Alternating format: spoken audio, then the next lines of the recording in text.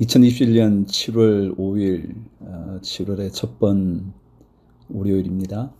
어제 주님의 말씀으로 새롭게 무장되셨는지 모르겠나요? 성전 안에서만 받게 되는 하나님의 은혜 꼭 기억하시고요. 오늘도 말씀하시는 하나님을 만날 수 있기를 기도하시면서 하나님의 말씀을 들으시죠. 창세기 9장 말씀입니다. 하나님이 노아와 그의 아들들에게 복을 주시며 말씀하셨다. 생육하고 번성하여 땅에 충만하여라. 땅에 사는 모든 짐승과 공중에 나는 모든 새와 땅 위를 기어다니는 모든 것과 바다에 사는 모든 물고기가 너희를 두려워하며 너희를 무서워할 것이다. 내가 이것들을 다 너희 손에 맡긴다. 살아 움직이는 모든 것이 너희의 먹거리가 될 것이다. 내가 전에 푸른 채소를 너희에게 먹거리로 준 것 같이 내가 이것들도 다 너희에게 준다. 그러나 고기를 먹을 때에 피가 있는 채로 먹지는 말아라. 피에는 생명이 있다. 생명이 있는 피를 흘리게 하는 자는 내가 반드시 보복하겠다. 그것이 짐승이면 어떤 짐승이든지 그것에게도 보복하겠다. 사람이 같은 사람의 피를 흘리게 하면 그에게도 보복하겠다. 사람은 하나님의 형상대로 지음을 받았으니 누구든지 사람을 죽인 자는 죽임을 당할 것이다. 너희는 생육하고 번성하며 땅에 편만하여 거기에서 번성하여라. 하나님이 노아와 그의 아들들에게 말씀하셨다. 이제 내가 너희와 너희 뒤에 오는 자손에게 직접 언약을 세운다. 너희와 함께 있는 살아 숨쉬는 모든 생물, 곧 너와 함께 방주에서 나온 새와 집 짐승과 모든 들 짐승에게도 내가 언약을 세운다. 내가 너희와 언약을 세울 것이니 다시는 홍수를 일으켜서 살과 피가 있는 모든 것들을 없애는 일이 없을 것이다. 땅을 파멸시키는 홍수가 다시는 일어나지 않을 것이다. 하나님이 말씀하셨다. 내가 너희 및 너희와 함께 있는 숨쉬는 모든 생물 사이에 대대로 세우는 언약의 표는 바로 무지개이다. 내가 무지개를 구름 속에 둘 터이니 이것이 나와 땅 사이에 세우는 언약의 표가 될 것이다. 내가 구름을 일으켜서 땅을 덮을 때마다 무지개가 구름 사이에서 나타나면 나는 너희와 숨쉬는 모든 짐승 곧 살과 피가 있는 모든 것과 더불어 세운 그 언약을 기억하고 다시는 홍수를 일으켜서 살과 피가 있는 모든 것을 물로 멸하지 않겠다. 무지개가 구름 사이에서 나타날 때마다 내가 그것을 보고 나 하나님이 살아 숨쉬는 모든 것들 곧 땅 위에 있는 살과 피를 지닌 모든 것과 세운 영원한 언약을 기억하겠다. 하나님이 노아에게 말씀하셨다. 이것이 내가 땅 위에 살과 피를 지닌 모든 것과 더불어 세운 언약의 표다. 18절. 방주에서 나온 노아의 아들은 셈과 함과 야벳이다. 함은 가나안의 조상이 되었다. 이 세 사람이 노아의 아들인데 이들에게서 인류가 나와서 온 땅 위에 퍼져나갔다. 노아는 처음으로 밭을 가는 사람이 되어서 포도나무를 심었다. 한 번은 노아가 포도주를 마시고 취하여 자기 장막 안에서 아무것도 덮지 않고 벌거벗은 채로 누워 있었다. 가나안의 조상 함이 그만 자기 아버지의 벌거벗은 몸을 보았다. 그는 바깥으로 나가서 두 형들에게 알렸다. 셈과 야벳은 겉옷을 가지고 가서 둘이서 그것을 어깨에 걸치고 뒷걸음쳐 들어가서 아버지의 벌거벗은 몸을 덮어드렸다. 그들은 아버지의 벌거벗은 몸을 보지 않으려고 얼굴을 돌렸다.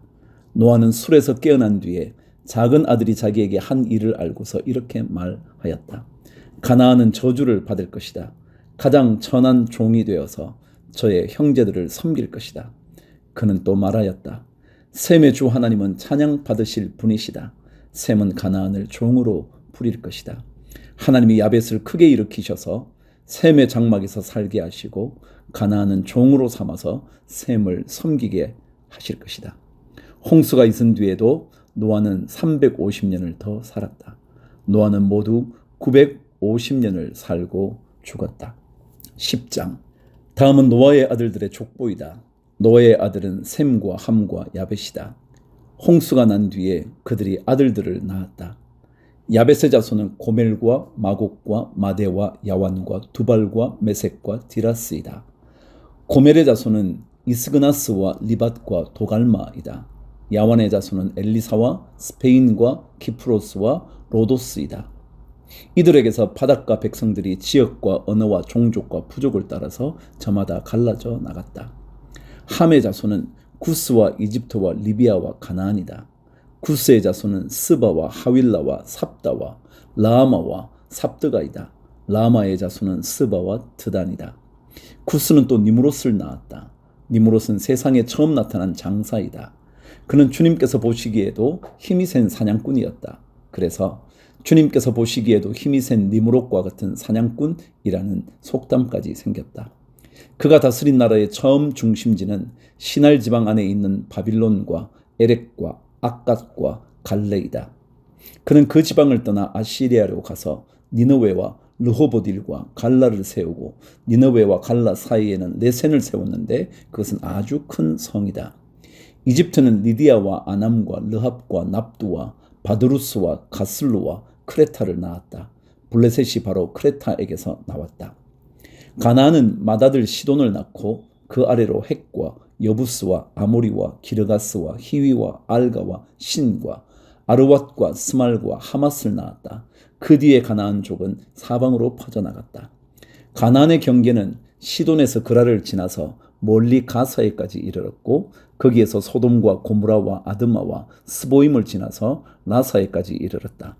이 사람들이 종족과 언어와 지역과 부족을 따라서 갈라져 나간 함의 자손이다. 야벳의 형인 셈에게서도 아들, 딸이 태어났다. 셈은 에벨의 모든 자손의 조상이다. 셈의 자손은 엘람과 아스루와 아르박삭과 룩과 아람이다. 아람의 자손은 우스와 훌과 게델과 마스이다. 아르박삭은 셀라를 낳고 셀라는 에벨을 낳았다. 에벨은 두 아들을 낳았는데 한 아들의 이름은 그의 시대의 세상이 나뉘었다고 해서 벨렉이라고 하였다. 벨렉의 아우 이름은 욕단이다. 욕단은 알모닷과 셀렙과 하살마웻과 예라와 하도람과 우살과 디글라와 오발과 아비마엘과 스바와 오빌과 하윌라와 요밥을 낳았다. 이 사람들이 모두 욕단의 자손이다. 그들이 사는 곳은 메사에서 스발에 이르는 동쪽 산간 지방이다. 이 사람들이 종족과 언어와 지역과 부족을 따라서 갈라져 나간 셈의 자손이다. 이들이 각 종족의 족보를 따라 갈라져 나간 노아의 자손 종족이다. 홍수가 난 뒤에 이 사람들에게서 여러 민족이 나와서 세상으로 퍼져 나갔다. 11장. 처음에 세상에는 언어가 하나뿐이어서 모두가 같은 말을 썼다. 사람들이 동쪽에서 이동하여 오다가 시날 땅 한 들판에 이르러서 거기에 자리를 잡았다. 그들은 서로 말하였다. 자, 벽돌을 빚어서 단단히 구워내자. 사람들은 돌 대신에 벽돌을 쓰고 흙 대신에 역청을 썼다. 그들은 또 말하였다. 자, 도시를 세우고 그 안에 탑을 쌓고서 탑 꼭대기가 하늘에 닿게 하여 우리의 이름을 날리고 온 땅 위에 흩어지지 않게 하자. 주님께서 사람들이 짓고 있는 도시와 탑을 보려고 내려오셨다. 주님께서 말씀하셨다. 보아라, 만일 사람들이 같은 말을 쓰는 한 백성으로서 이렇게 이런 일을 하기 시작하였으니 이제 그들은 하고자 하는 것은 무엇이든지 하지 못할 일이 없을 것이다. 자, 우리가 내려가서 그들이 거기에서 하는 말을 뒤섞어서 그들이 서로 알아듣지 못하게 하자. 주님께서 거기에 그들을 온 땅으로 흩으셨다. 그래서 그들은 도시 세우는 일을 그만두었다. 주님께서 거기에서 온 세상의 말을 뒤섞으셨다고 하여 사람들은 그곳 이름을 바벨이라고 한다. 주님께서 거기에서 사람들을 온 땅에 흩으셨다. 10절. 셈의 족보는 이러하다. 셈은 홍수가 끝난 지 2년 뒤 100살이 되었을 때에 아르박삿을 낳았다. 셈은 아르박삿을 낳은 뒤에 500년을 더 살면서 아들, 딸을 낳았다. 아르박삿은 35살에 셀라를 낳았다. 아르박삿은 셀라를 낳은 뒤에 403년을 더 살면서 아들, 딸을 낳았다. 셀라는 30살에 에벨을 낳았다. 셀라는 에벨을 낳은 뒤에 403년을 더 살면서 아들, 딸을 낳았다. 에벨은 34살에 벨렉을 낳았다. 에벨은 벨렉을 낳은 뒤에 430년을 더 살면서 아들, 딸을 낳았다. 벨렉은 30살에 르우를 낳았다. 벨렉은 르우를 낳은 뒤에 209년을 더 살면서 아들, 딸을 낳았다. 르우는 32살에 스룩을 낳았다. 르우는 스룩을 낳은 뒤에 207년을 더 살면서 아들, 딸을 낳았다. 스룩은 30살에 나홀을 낳았다. 스룩은 나홀을 낳은 뒤에 200년을 더 살면서 아들, 딸을 낳았다. 나홀은 29살에 데라를 낳았다. 나홀은 데라를 낳은 뒤에 119년을 더 살면서 아들, 딸을 낳았다.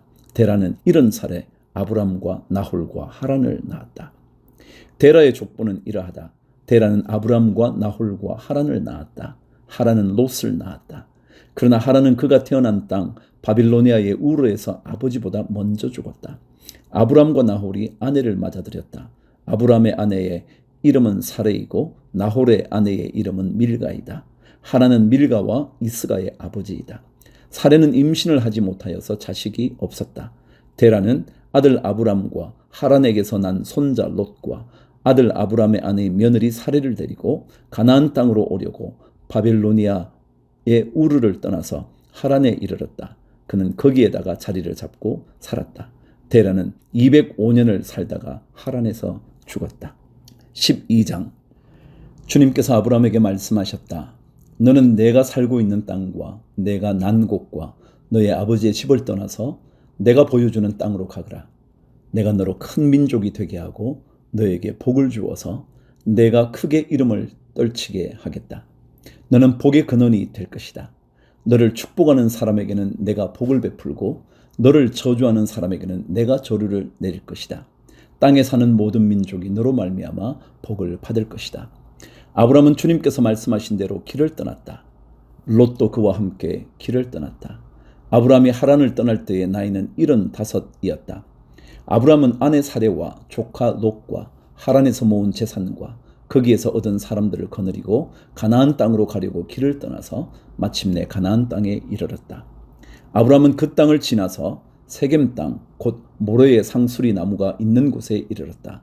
그때 그 땅에는 가나안 사람들이 살고 있었다. 주님께서 아브람에게 나타나셔서 말씀하셨다. 내가 너의 자손에게 이 땅을 주겠다. 아브람은 거기에서 자기에게 나타나신 주님께 제단을 쌓아서 바쳤다. 아브람은 또 거기에서 떠나 베델의 동쪽에 있는 산간 지방으로 옮겨가서 장막을 쳤다. 서쪽은 베델이고 동쪽은 아이이다.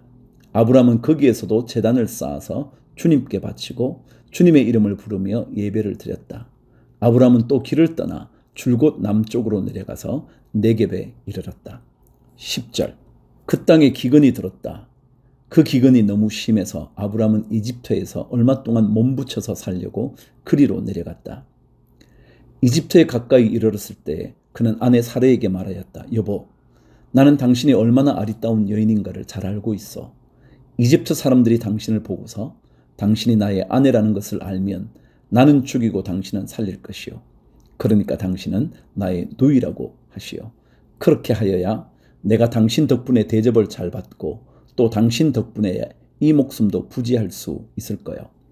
아브람이 이집트에 이르렀을 때에 이집트 사람들은 아브람의 아내를 보고 매우 아리따운 여인임을 알았다. 바로의 대신들이 그 여인을 보고 나서 바로 앞에서 그 여인을 칭찬하였다. 드디어 그 여인은 바로의 궁전으로 불려 들어갔다. 바로가 그 여인을 보고서 아브람을 잘 대접하여 주었다.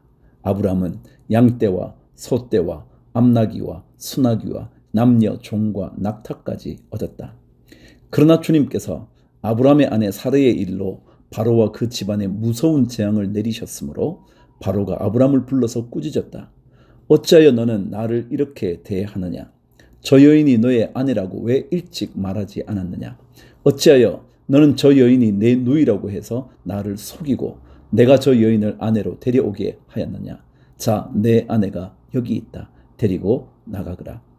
그런 다음에 바로는 그의 신하들에게 명하여 아브람이 모든 재산을 거두어서 그 아내와 함께 나라 밖으로 나가게 하였다.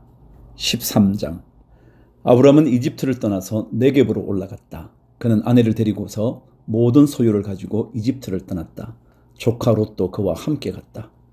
아브람은 집 짐승과 은과 금이 많은 큰 부자가 되었다. 그는 네겝에서는 얼마 살지 않고 그것을 떠나 이곳저곳으로 떠돌아다니다가 베델 부근에 이르렀다. 그곳은 베델과 아이 사이에 있는 예전에 장막을 치고 살던 곳이다. 그곳은 그가 처음으로 제단을 쌓은 곳이다. 거기에서 아브람은 주님의 이름을 부르며 예배를 드렸다. 아브람과 함께 다니는 롯에게도 양떼와 소떼와 장막이 따로 있었다. 그러나 그 땅은 그들이 함께 머물기에는 좁았다. 그들은 재산이 너무 많아서 그 땅에서 함께 머물 수가 없었다. 아브라함의 집 짐승을 치는 목자들과 롯의 집 짐승을 치는 목자들 사이에 다툼이 일어나곤 하였다. 그때의 그 땅에는 가나안 사람들과 브리스 사람들도 살고 있었다. 아브라함이 롯에게 말하였다. 너와 나 사이에, 그리고 너의 목자들과 나의 목자들 사이에 어떠한 다툼도 있어서는 안 된다. 우리는 한 핏줄이 아니냐. 내가 보는 앞에 땅이 얼마든지 있으니 따로 떨어져 살자. 내가 왼쪽으로 가면 나는 오른쪽으로 가고 내가 오른쪽으로 가면 나는 왼쪽으로 가겠다. 롯이 멀리 바라보니 요단 온 들판이 소알에 이르기까지 물이 넉넉한 것이 마치 주님의 동산과도 같고 이집트 땅과도 같았다. 아직 주님께서 소돔과 고모라를 멸망시키시기 전이었다. 롯은 요단의 온 들판을 가지기로 하고 동쪽으로 떠났다. 이렇게 해서 두 사람은 따로 떨어져서 살게 되었다.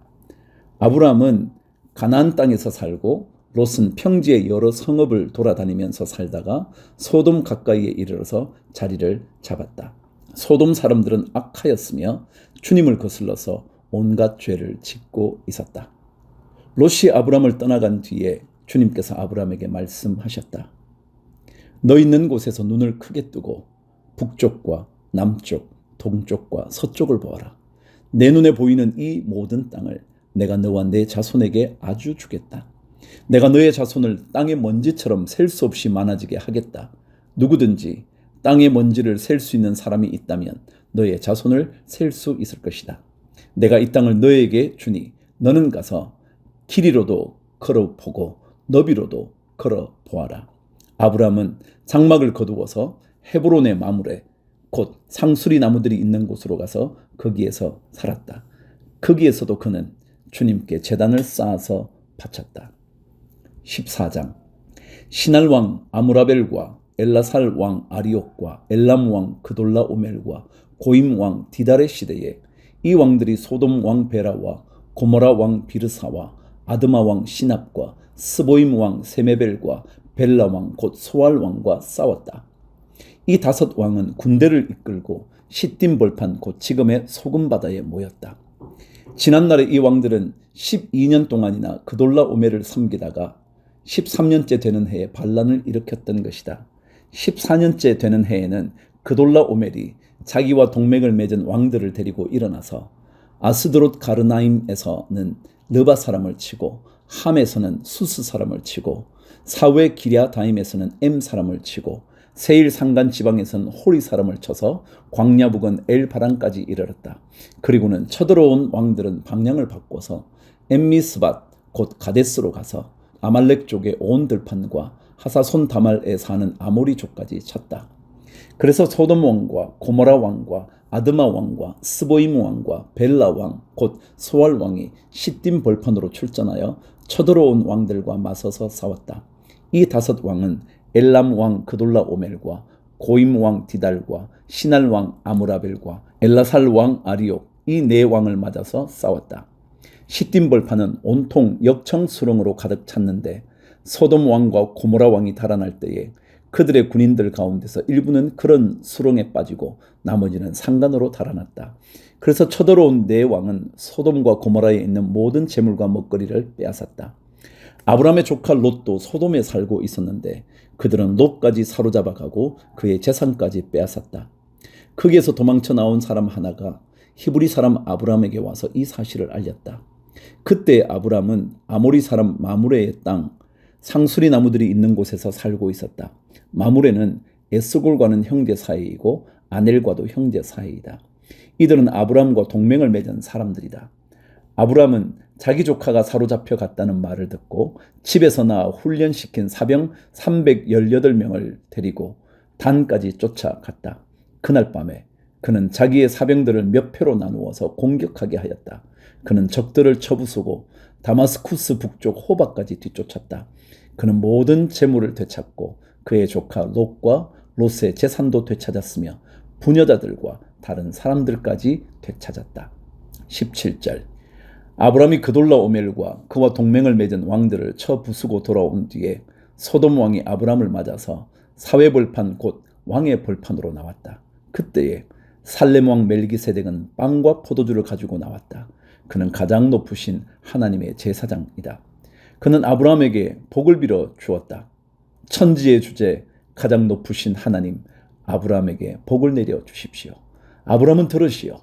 그대는 원수들을 그대의 손에 넘겨주신 가장 높으신 하나님을 찬양하시오. 아브라함은 가지고 있는 모든 것에서 열의 하나를 멜기세덱에게 주었다. 소돔 왕이 아브라함에게 말하였다. 사람들은 나에게 돌려주시고 물건은 그대가 가지시오. 아브라함이 소돔 왕에게 말하였다. 하늘과 땅을 지으신 가장 높으신 주 하나님께 나의 손을 들어서 맹세합니다. 그대의 것은 실오라기 하나나 신발끈 하나라도 가지지 않겠습니다. 그러므로 그대는 그대 덕분에 아브라함이 부자 되었다고는 절대로 말할 수 없을 것입니다. 나는 아무것도 가지지 않겠습니다. 다만 젊은이들이 먹은 것과 나와 함께 싸우러 나간 사람들 곧 아넬과 에스골과 마므레에게로 돌아갈 목만은 따로 내놓아서 그들이 저마다 제 몫을 가질 수 있게 하시기 바랍니다. 15장. 이런 일들이 일어난 뒤에 주님께서 환상 가운데 아브라함에게 말씀하셨다. 아브라함아, 두려워하지 말아라. 나는 너의 방패다. 내가 받을 보상이 매우 크다. 아브라함이 여쭈었다. 주나의 하나님, 주님께서는 저에게 무엇을 주시렵니까? 저에게는 자식이 아직 없습니다. 저의 재산을 상속받을 자식이라고는 다마스쿠스 녀석 엘리에셀 뿐입니다. 주님께서 저에게 자식을 주지 않으셨으니 이제 저의 집에 있는 이 종이 저의 상속자가 될 것입니다. 아브라함이 이렇게 말씀드리니 주님께서 그에게 말씀하셨다. 그 아이는 너의 상속자가 아니다. 너의 몸에서 태어날 아들이 너의 상속자가 될 것이다. 주님께서 아브라함을 데리고 바깥으로 나가서 말씀하셨다. 하늘을 쳐다보아라. 내가 셀 수 있거든 저 별을 세어보아라. 그리고는 주님께서 아브라함에게 말씀하셨다. 너의 자손이 저 별처럼 많아질 것이다. 아브라함이 주님을 믿으니 주님께서는 아브라함의 그런 믿음을 의로 여기셨다. 하나님이 아브라함에게 말씀하셨다. 나는 주다. 너에게 이 땅을 주어서 너의 소유가 되게 하려고 너를 바빌로니아의 우르에서 이끌어내었다. 아브라함이 여쭈었다. 주 나의 하나님, 우리가 그 땅을 차지하게 될 것을 제가 어떻게 알 수 있습니까? 주님께서 말씀하셨다. 나에게 3년 된 암송아지 한 마리와 3년 된 암염소 한 마리와 3년 된 수량 한 마리와 산비둘기 한 마리와 집비둘기 한 마리씩을 가지고 오느라. 아브라함이 이 모든 희생 제물을 주님께 가지고 가서 몸통 가운데를 쪼개어 서로 마주보게 차려놓았다. 그러나 비둘기는 반으로 쪼개지 않았다.